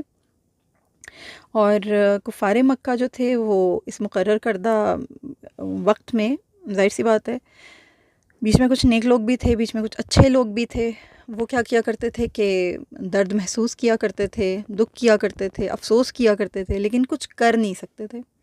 یہاں حضرت جناب ابو طالب کا بھی میں آپ لوگوں کے ساتھ تھوڑا سا ذکر کرنا چاہوں گی کہ ان کی شان، ان کی عظمت، ان کی جو کبریائی ہے اس کا کیا کہنا. میرے پاس تو لفظ کم پڑ جاتے ہیں، میرے پاس تو الفاظ بہت شارٹ ہو جاتے ہیں. میں ان کی جب بات آتی ہے تو مجھے تو الفاظ نہیں ملتے کہ میں کن لفظوں میں ان کی عزت، ان کی بڑائی، ان کا وقار بیان کروں، ان کی عظمت، ان کی شان بیان کروں. انہیں کیونکہ ہر وقت اس بات کا خطرہ لگا رہا کرتا تھا کہ کبھی بھی رسول اللہ صلی اللہ علیہ وسلم کو کوئی نقصان پہنچ سکتا ہے. تو وہ کیا کرتے تھے کہ جب سب لوگ اپنے اپنے بستروں پر چلے جایا کرتے تھے اور رسول اللہ صلی اللہ علیہ وسلم بھی اپنے بستر پر تشریف لے جایا کرتے تھے رات کو آرام کرنے کی غرض سے، تو جناب حضرت ابو طالب جاگتے رہا کرتے تھے، پہرا دیا کرتے تھے. اور جب گہری رات ہو جاتی تھی تو وہ جاگ رہے ہوا کرتے تھے. اور کیا کرتے تھے، اتنی حکمت عملی کے ساتھ انہوں نے یہ 3 سال رسول اللہ صلی اللہ علیہ وسلم کو پہرا عطا کیا، نگرانی عطا کی ہے، حفاظت عطا کی ہے، کہ وہ جب رسول اللہ صلی اللہ علیہ وسلم اپنے بستر پر آرام فرما رہے ہوتے تھے تو بیچ رات میں، آدھی رات میں اٹھا کے ان کو ان کے بستر سے ان کی جگہ کو منتقل کر دیا کرتے تھے. انہیں دوسرے بستر پر منتقل فرما دیتے تھے اور وہاں اپنے کسی بیٹے کو لٹا دیا کرتے تھے یا اپنے کسی خاندان کے کسی دوسرے فرد کو وہاں لٹا دیا کرتے تھے اور کہا کرتے تھے کہ اگر کوئی خدا نخواستہ نقصان ہوا، کوئی ضرب لگی یا کسی نے بھی اگر کوئی اسیسینیشن اٹیمپٹ کیا تو محمد صلی اللہ علیہ وسلم محفوظ رہیں، وہ بحفاظت دوسرے مقام پر رہیں، دوسرے بستر پر رہیں. میرا بیٹا شہید ہوتا ہے ہو جائے، میرا بھائی شہید ہوتا ہے ہو جائے، میرا بھتیجا شہید ہوتا ہے ہو جائے، نو میٹر واٹ، ہمیں کسی بات کی پرواہ نہیں ہے، ہمیں کسی چیز سے کوئی غرض نہیں ہے، ہمیں کوئی فرق نہیں پڑتا اس بات سے کہ ہم میں سے کون ان کے اوپر قربان ہو رہا ہے. تو سلام ہے حضرت جناب ابو طالب کو، ہم سب کا ایمان ان کے ایمان کا احسان مند ہے، مقروض ہے. کیسے حفاظت فرمائی ہے انہوں نے رسول اللہ صلی اللہ علیہ وسلم کی. اگر رسول اللہ صلی اللہ علیہ وسلم کی وہ حفاظت نہیں کر رہے ہوتے تو یہ دین کس طرح اس تیزی کے ساتھ پھیلتا اور اس محبت کے ساتھ، اس جافشانی کے ساتھ لوگ جوک در جوک اسلام میں شامل ہوتے. جب پھیلانے والا، جب پیش کرنے والا، جب اللہ کا تعارف کروانے والا ہی خدا نخواستہ کسی حادثے کا شکار ہو جاتا. حفاظت اللہ نے فرمائی، لیکن حفاظت اور مقرر کس کو کیا؟ وہ ہستی اپنے آپ میں ایک بہت بڑی، بہت کمال رکھنے والی، شان والی ہستی ہیں جناب حضرت ابو طالب. میرے پاس الفاظ کم پڑ جاتے ہیں ان کی شان میں، ان کی عظمت میں کچھ کہنے کے لیے. تو یہ ان کا کردار تھا. اس محصوری کے باوجود رسول اللہ صلی اللہ علیہ وسلم کا طریقہ کار یہ ہوا کرتا تھا کہ جب ایام حج آتے تھے نا، جب حرمت والے مہینے آتے تھے تو رسول اللہ صلی اللہ علیہ وسلم لوگوں کو تبلیغ فرمایا کرتے تھے، بدستور تبلیغ فرمایا کرتے تھے. ایسا نہیں تھا کہ ان 3 سال میں نبی اکرم صلی اللہ علیہ وسلم نے تبلیغ کرنا چھوڑ دی تھی یا آپ صلی اللہ علیہ وسلم نے دعوت کا جو آپ کا جو منصب تھا اس سے روگردانی برتی تھی. نہیں، ایسا نہیں تھا. آپ صلی اللہ علیہ وسلم ایام جو ہوتے تھے، جو خاص طور پہ جیسے ذی الحج اور محرم، تو یہ کیونکہ حرمت والے مہینے ہوا کرتے تھے، اس میں جنگ رک جایا کرتی تھی، اس میں دوسرے جو علاقے ہوتے تھے وہاں سے لوگ آیا کرتے تھے، حج کیا کرتے تھے. حج کا موسم ہوتا تھا، تجارت ہوا کرتی تھی اس موسم میں، تو لوگ آیا کرتے تھے دور دور سے، مکہ سے باہر سے بھی لوگ آیا کرتے تھے. تو رسول اللہ صلی اللہ علیہ وسلم باہر نکلا کرتے تھے، شیب ابی طالب سے اس گھاٹی سے باہر تشریف لایا کرتے تھے، ان لوگوں میں اللہ کی دعوت کو عام کیا کرتے تھے، اسلام کی دعوت دیا کرتے تھے. تو جو پیچھے جو میں نے حضرت محمد مصطفیٰ صلی اللہ علیہ وسلم کی جب میں اذیتوں کے بارے میں آپ کو بتا رہی تھی، تو جو ابو لہب کا کردار تھا وہاں پر کہ وہ حج کے ایام میں رسول اللہ صلی اللہ علیہ وسلم جب دعوت و تبلیغ فرمایا کرتے تھے تو یہ بدبخت پیچھے پیچھے چلا کرتا تھا اور لوگوں میں بدگمانی پیدا کیا کرتا تھا اور الٹی سیدھی خرافات بکا کرتا تھا اپنے منہ سے، اپنی ناپاک زبان سے. تو یہ حرکتیں کیا کرتا تھا. تو یہ وہی وقت ہے کہ یہ حج کے ایام جو ہوتے تھے جن کو رسول اللہ صلی اللہ علیہ وسلم خیر کے کاموں کے لیے یوٹیلائز کیا کرتے تھے، یہ بدبخت انہیں ان ایام کو شر پھیلانے کے لیے استعمال کیا کرتا تھا. تو یہ اس کی حرکتیں اس قسم کی ہوا کرتی تھیں. یہ بدبخت تھا اور یہ اپنی بدبختی میں جو ہے کسی بھی جگہ، کسی بھی معاملے میں یہ پیچھے نہیں رہا، اس کی بدبختی نے ہمیشہ اپنا آپ جو ہے وہ پوری آب و تاب کے ساتھ دکھایا۔ تو یہ چیز رسول اللہ صلی اللہ علیہ وسلم کے معاملے میں اس کی طرف سے ہوتی تھی۔ پھر یہ ہوتا تھا کہ محصوری کے دوران بھی جب نبی اکرم صلی اللہ علیہ وسلم ان مواقع کو غنیمت سمجھا کرتے تھے، تو یہ اللہ تعالیٰ کا ایک بہت بڑا احسان تھا، اور اس میں اللہ تعالیٰ کے بہت سارے راز تھے، بہت ساری حکمتیں تھیں۔ بہرحال نبی اکرم صلی اللہ علیہ وسلم نے اس کام کو، اس ذمہ داری کو نہایت احسن طریقے سے، بہت خوبصورت طریقے سے انجام دیا۔ وقت گزرنے کے ساتھ ساتھ اس ظلم کے سبب معصوم بچوں کی جو تکلیفیں تھیں، جو پریشانیاں تھیں، وہ میں آپ کو بتا چکی ہوں کہ وہ بہت زیادہ عروج پہ آ گئی تھیں۔ ہر قسم کی نفرت، ہر قسم کی بے چینی پیدا ہو رہی تھی لوگوں کے اندر، جو مکہ کی جو عام عوام تھی نا، وہ جب یہ سب کچھ دیکھ رہی تھی، تو دیکھیں ہر سوسائٹی میں اچھے اور برے لوگ دونوں ہوتے ہیں۔ جو بہت اچھا ہوتا ہے نا، اس کے لیے بھی آپ یہ دعویٰ نہیں کر سکتے کہ اس میں کوئی برائی نہیں ہے، اور جو بہت برا ہوتا ہے اس میں بھی آپ یہ دعویٰ نہیں کر سکتے کہ اس میں کوئی اچھائی نہیں ہوگی۔ ہر انسان اچھائی اور برائی کا مرکب ہوتا ہے، اچھائی اور برائی کا ایک ملا جلا سا پیکج ہوتا ہے۔ تو اس معاشرے میں بھی، اس سوسائٹی میں بھی جہاں پہ بہت سنگ دل لوگ تھے، جہاں بہت کٹر دشمن تھے رسول اللہ صلی اللہ علیہ وسلم کے، وہاں ہی بہت نرم دل لوگ، بہت ہی یعنی خدا ترس لوگ بھی موجود تھے۔ تو انہی لوگوں میں سے ایک شخص ہے، ایک بہادر شخص ہے، جس کا نام تھا ہشام بن عامر، جو طبیعت میں بہت نرم تھے۔ یہ شخص بہت نرم تھے، اور اس عہد کے خلاف مکہ میں انہوں نے ایک تحریک شروع کر دی۔ ان کے دل کے اندر یہ خیال تھا، جیسے آپ اس کی اگزامپل لیں کہ جیسے فلسطین کے خلاف اسرائیل کے خلاف فلسطین میں جو مظالم ڈھائے جا رہے ہیں، فلسطین میں جو ظلم و زیادتیاں ہو رہی ہیں، جو وہاں پہ جو جینوسائیڈ ہو رہی ہے، اس معاملے کو دیکھتے ہوئے اسرائیل کے خلاف لوگوں کے اندر ایک نفرت ہے، ایک غصہ ہے، اور یہ صرف مسلمانوں میں نہیں ہے بلکہ مسلمانوں سے کہیں زیادہ نان مسلمس میں پایا جاتا ہے۔ نان مسلم کنٹریز میں جتنا زیادہ پروٹیسٹ ہوا ہے، جتنا زیادہ وہاں پر لوگ سڑکوں پہ نکلے ہیں، جتنا زیادہ وہاں پہ یونیورسٹیز میں اسٹوڈنٹس نے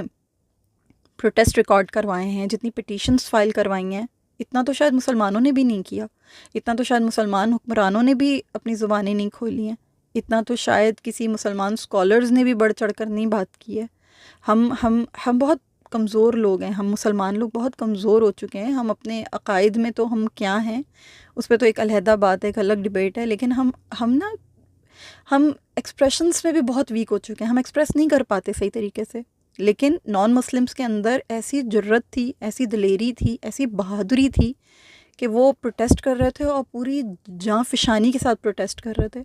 تو ایسا نہیں ہے کہ وہ لوگ جو ہیں وہ مسلم تھے، نہیں، وہ مسلم نہیں ہیں، وہ غیر مسلم ہیں، لیکن اس کے باوجود ان کے اندر انسانیت ہے، ان کے اندر جذبہ ہے جو انسانیت پر بیسڈ ہے۔ ان کو پتہ ہے کہ ہیومینٹی کیا چیز ہے، اور اگر ہیومن رائٹس کہیں پر وائلیٹ ہو رہے ہوں تو سارے ہیومنس کو اس بات سے بالکل مبرہ ہو کہ وہ مسلمان ہے یا وہ غیر مسلم ہے، ایک ہو جانا چاہیے، انسانیت کی بقا کے لیے اٹھنا چاہیے، انسانیت کی بقا کے لیے کھڑا ہونا چاہیے۔ یہی چیز یہاں پر یہ جو مکہ کے جو یہ لوگ تھے جو شیب ابی طالب میں نہیں تھے، مکہ میں تھے، اس پریشان کن حالات میں، اور اس محصوری کا جو وقت ہے، اس کو دیکھ کر نا ان کے اندر ایک غم و غصہ پایا جا رہا تھا، ان کے اندر ایک بے چینی تھی، اضطراب تھا، نفرت آ رہی تھی ان کے دلوں کے اندر اس بائیکاٹ کے خلاف۔ تو ہشام بن عمر نے ایک تحریک شروع کر دی، اور وقت گزرنے کے ساتھ ساتھ اس نے اور بہت سارے لوگوں کو بھی اپنے ساتھ ملایا۔ اب یہ بھی بڑی خوبصورت ایک بات ہے کہ اس نے کیا کیا۔ ہشام نے کیا یہ کہ اس نے نا یہ جو محصوری تھی، یہ جو بائیکاٹ تھا، یہ جو ان لوگوں کا جو محاصرہ تھا، یہ 7 نبوی کو شروع ہوا تھا محرم میں، 10 نبوی آ چکا تھا، اور محرم کا ہی وقت تھا۔ اب یہ ہوا کہ یہ جو ہشام بن عامر تھا، اس نے ایک مرتبہ نا شیب ابی طالب کے اندر غلہ بھیجا اور بنو ہاشم کی مدد کی۔ یہ کبھی کبھی بھیجا کرتا تھا، یہ شخص، یہ میں تو ان کی عزت ہی کروں گی، یہ قبیلہ بنو عامر بن لوئی سے ان کا تعلق تھا، اور بڑے محرک قسم کے انسان تھے۔ دیکھیں آج تک ان کا نام تاریخ میں رقم ہے، اور اچھے لفظوں میں ہم ان کا ذکر کر رہے ہیں کہ انہوں نے کوئی خیر کی ہے۔ جس نے خیر کی ہو، اللہ اس کی خیر کو ضائع نہیں ہونے دیتا، اس کا نام باقی رہتا ہے۔ تو یہ چپکے چپکے نا شیب ابی طالب کے اندر غلہ بھیجا کرتے تھے اور بنو ہاشم کی مدد کیا کرتے تھے۔ انہوں نے کیا کیا کہ یہ ایک مرتبہ زہیر بن ابی امیہ مخزومی کے پاس گئے۔ اب یہ جو زہیر ہے نا، یہ کون تھے؟ یہ زہیر جناب حضرت عاتقہ بنت عبد المطلب، یہ ان کے بیسیکلی بیٹے تھے زہیر، اور زہیر کا نام تھا زہیر بن یہ تھے ابو امیہ ابن مغیرہ، ان کا نام تھا پورا نام، یعنی ابو امیہ ابن مغیرہ ان کے والد تھے، اور زہیر جو تھے یہ بنو مخزوم سے تھے، بنو مخزوم قبیلے سے ان کا تعلق تھا، اور جناب رسول اللہ صلی اللہ علیہ وسلم کی پھوپھی جناب حضرت عاتقہ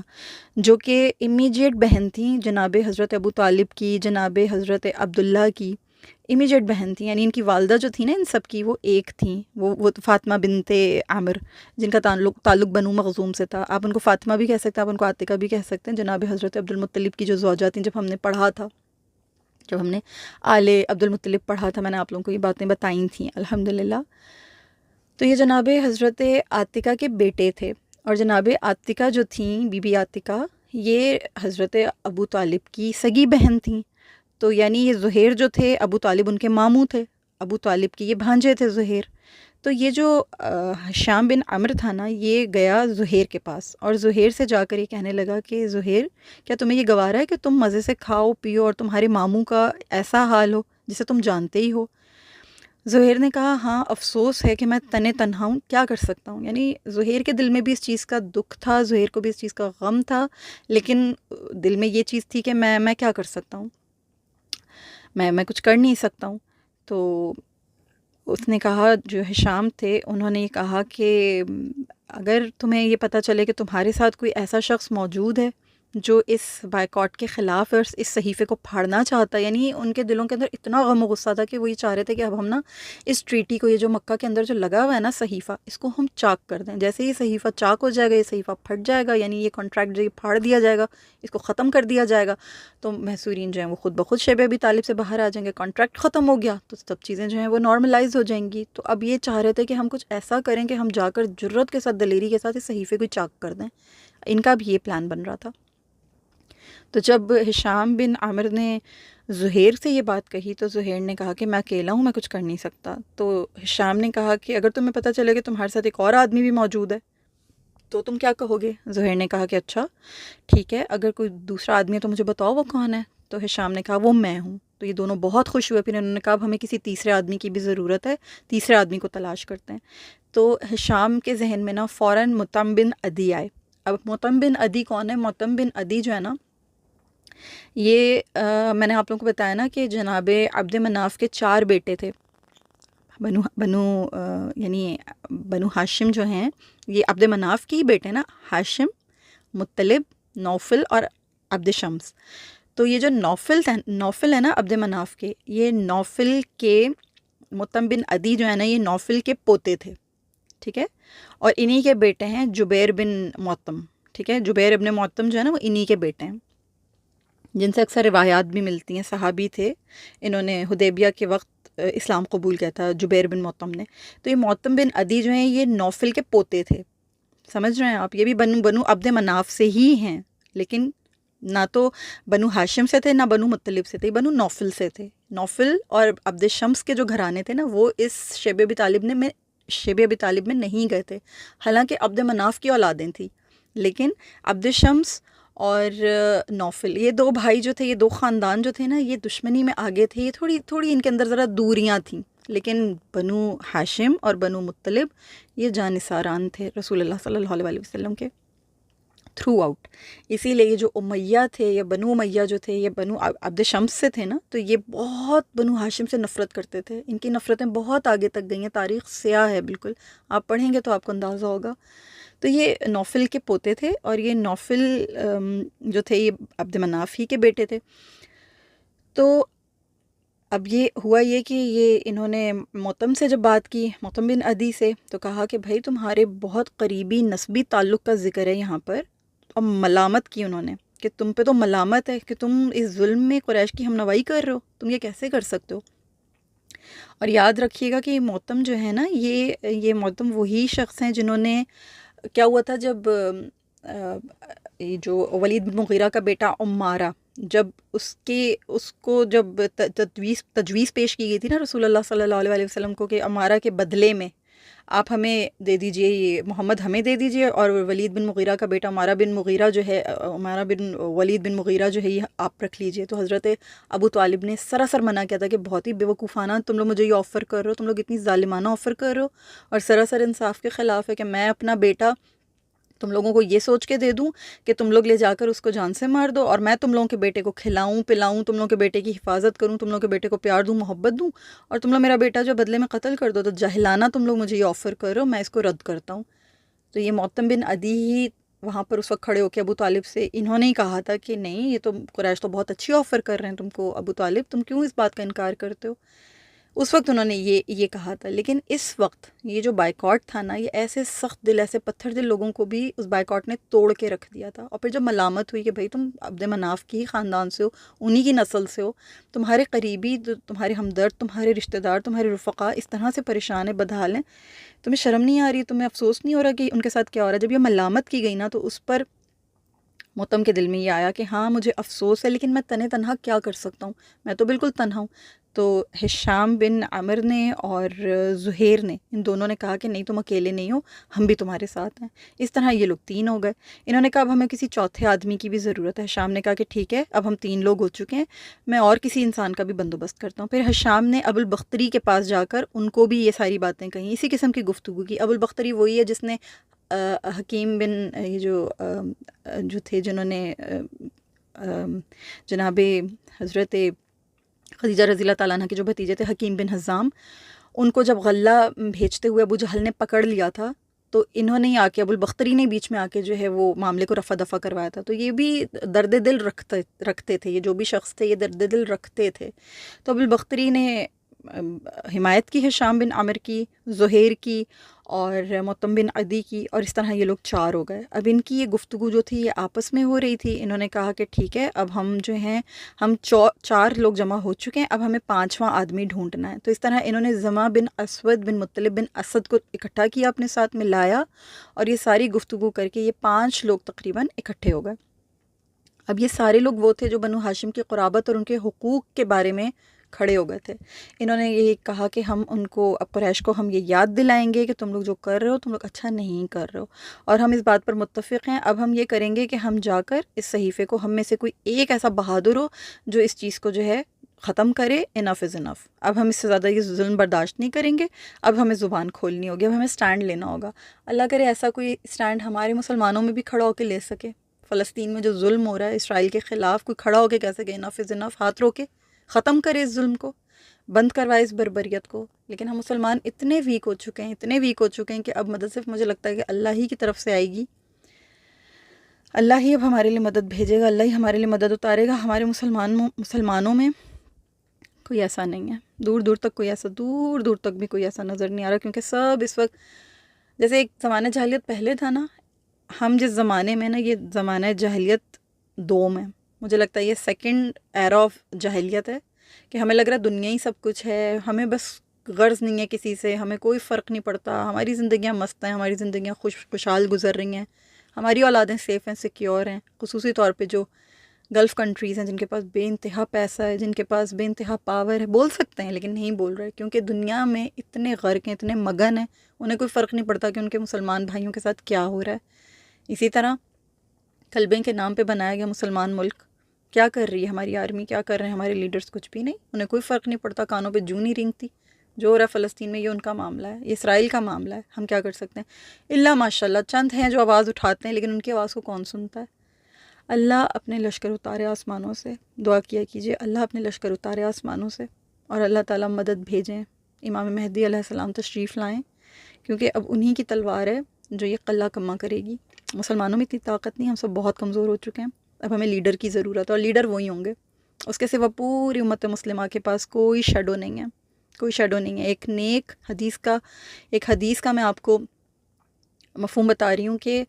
مسلمان لیڈر جو ہوتا ہے نا، وہ اللہ کا شیڈو ہوتا ہے۔ ہمارے پاس اس وقت کون سا ایسا مسلمان لیڈر ہے جو اللہ کا شیڈو ہے، جس کو ہم اللہ کا شیڈو کہہ سکتے ہیں، اللہ کا سایہ کہہ سکتے ہیں جس کو؟ امام مہدی علیہ السلام۔ دعا کیا کیجئے، ہم بہت بدحالی کا شکار ہیں ہم مسلمان۔ یہ دنیا کی خوشحالی ایکچولی خوشحالی نہیں، یہ بدحالی ہے، اور یہ بدحالی ہمیں جس طرف لے کر جا رہی ہے وہ صرف اندھیرا ہے. ہمیں لگ رہا ہے کہ ہم تو پیسفل ہیں، ہم تو سکون میں ہیں نا. مسلمان دوسری کنٹریز میں جو بیٹھ کے جو سکون سے آرام سے وقت گزارے ہیں، انہیں نہیں پتہ ہے کہ اس وقت فلسطین میں کیا ہو رہا ہے، کشمیر میں کیا ہو رہا ہے، برما میں کیا ہو رہا ہے، انڈیا کے مسلمانوں پر کیا گزر رہی ہے، اور دوسرے مسلمانوں کے اوپر، عراق کے مسلمانوں پہ، لبنان کے مسلمانوں پر اس وقت کیا گزر رہی ہے، کیا ظلم و ستم ہو رہا ہے ان کے ساتھ.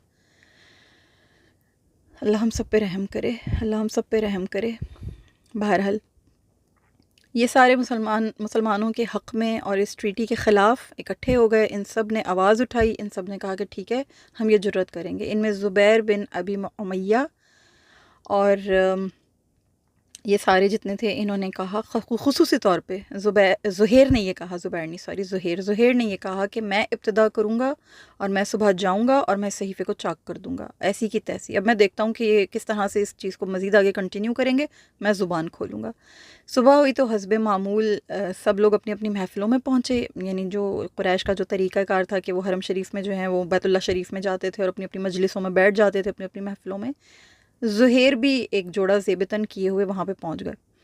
پہلے بیت اللہ کے انہوں نے 7 چکر لگائے، پھر انہوں نے لوگوں سے مخاطب ہو کر بولا، مکے والوں، کیا ہم کھانا کھائیں، کپڑے پہنیں اور بنو ہاشم تباہ و برباد ہوں؟ نہ ان کے ہاتھ کچھ بیچا جائے، نہ ان سے کچھ خریدا جائے. خدا کی قسم میں بیٹھ نہیں سکتا یہاں تک کہ ظالمانہ اور قرابت شکن صحیفے کو چاک کر دیا جائے.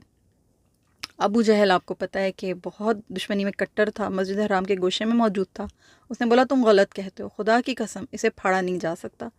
اس پر زما بن اسود نے بھی پھر جو ہے آواز اٹھائی. انہوں نے بھی کہا کہ بخدا تم زیادہ غلط کہتے ہو ابو جہل. جب یہ صحیفہ لکھا گیا تھا نا، میں تب بھی اس سے راضی نہیں تھا، میرا دل تب بھی اس پہ راضی نہیں تھا. پھر اس پر ابو البختری نے بھی گرا لگائی. انہوں نے بھی کہا کہ زما بالکل ٹھیک کہہ رہا ہے، اس میں جو کچھ لکھا گیا اس سے ہم راضی نہیں تھے اور نہ ہم اس کو ماننے کو تیار ہیں. یہ ظالمانہ کاوش تھی اور یہ ظالمانہ رویہ تھا تم لوگوں کا. تم لوگوں نے یہ بنا تو لیا لیکن ہم سب اس سے متفق نہیں ہیں.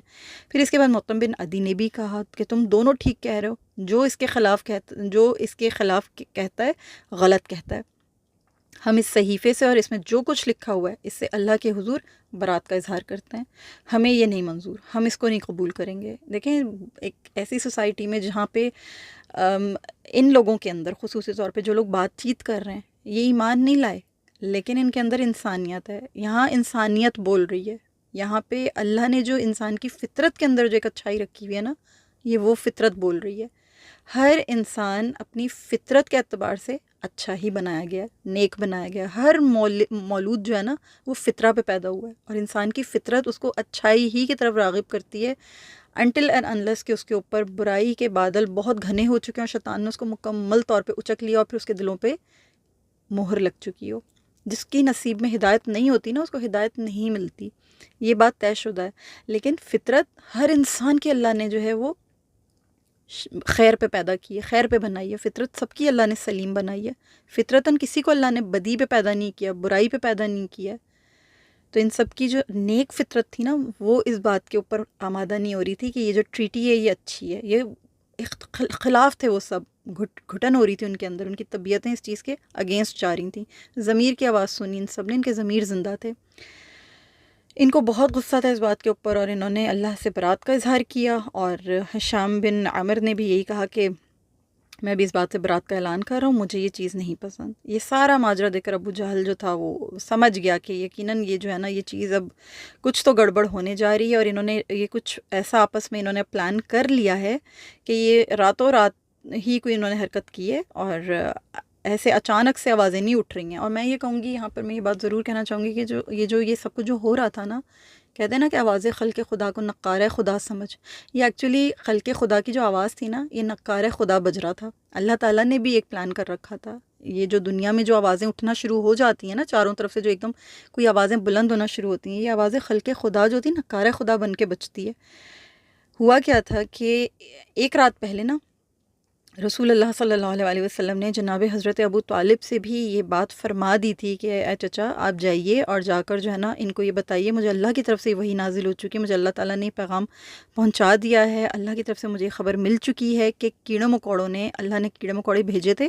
اور یہ جو انہوں نے ظلم و ستم اور قرابت شکنی کی یہ جو شقیں بنائی تھیں نا کیڑے مکوڑوں نے ان سب کو چٹ کر لیا ہے. وہاں صرف اللہ کا نام باقی رہ گیا ہے. صحیفہ جو ہے وہ چاک ہو چکا ہے، تو اے چچا جان آپ جائیے اور جا کر جو ہے نا ان سے یہ بات کیجیے۔ تو جناب ابو طالب، آپ کو پتہ ہے بہت وائس انسان تھے، بڑے حکیم تھے، بہت دانا تھے، وہ بھی اس دوران میں جو تھے حرم پاک کے گوشے میں موجود تھے، وہ تشریف لا چکے تھے، حرم شریف میں موجود تھے۔ ادھر یہ تمام یہ 5 افراد جو تھے یہ اس طرح سے آواز اٹھا رہے تھے اس صحیفے کے خلاف، اور جناب حضرت ابو طالب کو آلریڈی رسول اللہ صلی اللہ علیہ وسلم اس بارے میں آگاہ فرما چکے تھے۔ سبحان اللہ العظیم، اللہ کے پلان دیکھیں کتنے عظیم ہیں، کتنے خوبصورت ہیں، اور کس طرح اللہ ڈاٹ سے ڈاٹ کنیکٹ کر رہے ہیں، کس طرح کڑی سے کڑی ملتی جا رہی ہے، کہ وہاں آواز خلق خدا آ رہی ہے، وہاں اوپر آسمانوں سے جو ہے وہ رسول اللہ صلی اللہ علیہ وسلم تک کے پیغام پہنچائے جا رہے ہیں، کہ نکارہ خدا بھی بج رہا ہے ساتھ ساتھ۔ سبحان اللہ العظیم۔ صحیفے کے بارے میں خبر دی گئی جب حضرت جناب ابو طالب جو ہیں وہ وہاں پر،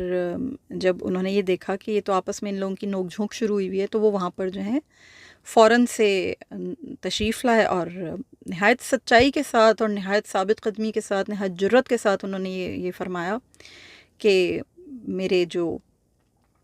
ہمارے خلاف جو یہ بائیکاٹ کیا گیا ہے، ہمارے خلاف جو تم لوگوں نے یہ ظلم کیا ہوا ہے، اس ظلم سے باز آ جاؤ،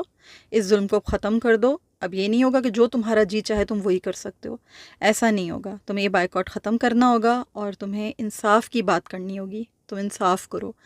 تو ابو جہل اور جو باقی لوگ تھے وہ آپس میں ان لوگوں کے ساتھ مطعم بن عدی اور ان سارے لوگوں کے ساتھ ظاہر نوک جھوک چل رہی تھی۔ جب انہوں نے دیکھا کہ یہ کیا معاملہ ہو گیا، یہ تو جناب ابو طالب بھی آ گئے، اور پھر ان کے دماغوں میں یہ فرسٹ اٹیمپٹ ان کے ذہنوں میں یہ آیا کہ شاید یہ ہم سے ڈیل کرنے کے لیے آئے، اور یہ اس 3 سال کی سختی اور تنگی اور ان ساری پریشانیوں کو برداشت کرتے کرتے تھک چکے ہیں، لہٰذا شاید ابھی ہم سے کوئی ڈیل کرنے کے لیے آئے۔ لیکن جب انہوں نے حضرت ابو طالب کی زبان مبارک سے یہ بات سنی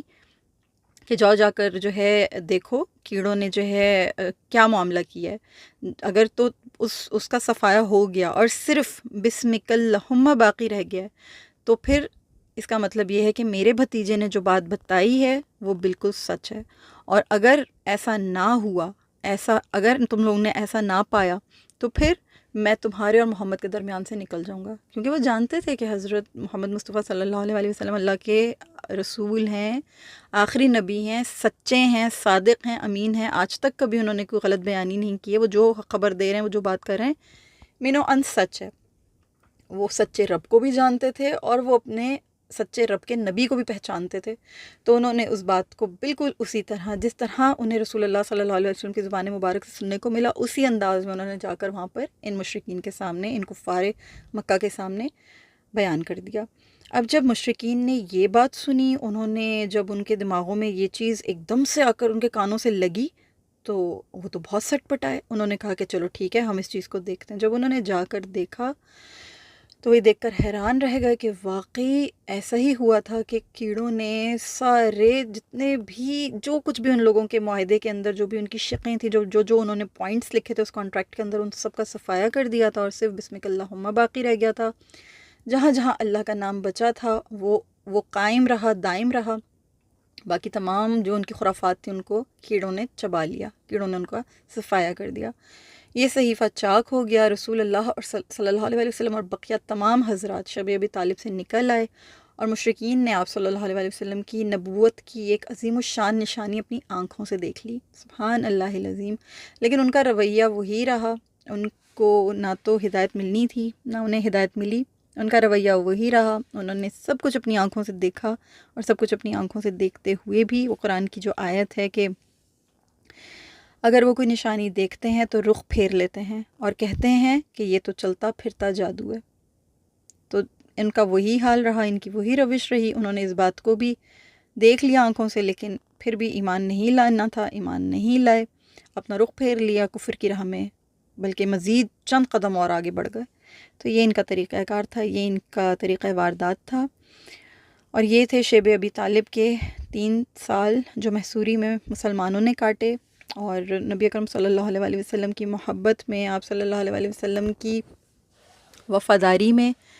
ان سب نے اپنا بھرپور حصہ ڈالا، اور یقیناً اللہ ان سب سے راضی ہوا ہوگا کہ محمد سے وفا تو نے تو ہم تیرے ہیں، یہ جہاں چیز ہے کہ لوح و قلم تیرے ہیں۔ تو اللہ تعالیٰ یقیناً ایسے لوگوں کو شرف قبول عطا فرماتا ہے۔ ہزاروں لاکھوں کروڑوں بار درود و سلام پیارے آقا کریم صلی اللہ علیہ وسلم پر، آپ صلی اللہ علیہ وسلم کی تمام آل اولاد پر، تمام اصحاب پر، تمام اصحابیات پر، اور جتنے آپ صلی اللہ علیہ وسلم کے جان نثاران ہیں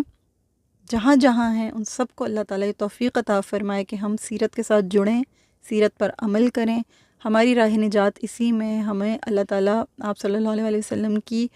سنتوں پر عمل کرنے والا بنائے، سچا پکا سچا مطیع بنائے، پیروی کرنے کی توفیق عطا فرمائے۔ کوئی شارٹ کمنگ ہو گئی ہو، کوئی مجھ سے کوتاہی ہو گئی ہو، کوئی غلطی ہو گئی ہو، اللہ تعالیٰ درگزر فرمائے۔ یہ پڑھنا، سیکھنا، سمجھنا میرے لیے، میرے والدین کے لیے، آپ سب کے لیے، آپ سب کے والدین کے لیے، ہماری آنے والی تمام نسلوں کے لیے اللہ اس کو زیادہ راہ بنائے، اللہ اس کو ہم سب کے لیے ذخیرہ آخرت بنائے، دنیا اور آخرت کی کامیابیوں کا ایک بہت بڑا ذریعہ بنائے، اور اللہ ہم سے راضی ہو، ہمارے والدین سے راضی ہو۔ انشاءاللہ تعالیٰ اگلے ٹاپک میں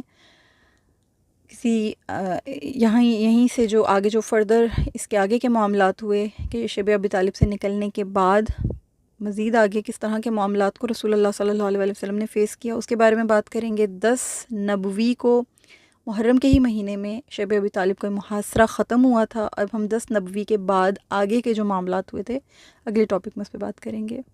اجازت دیجیے، جزاکم اللہ خیر، السلام علیکم ورحمۃ اللہ وبرکاتہ۔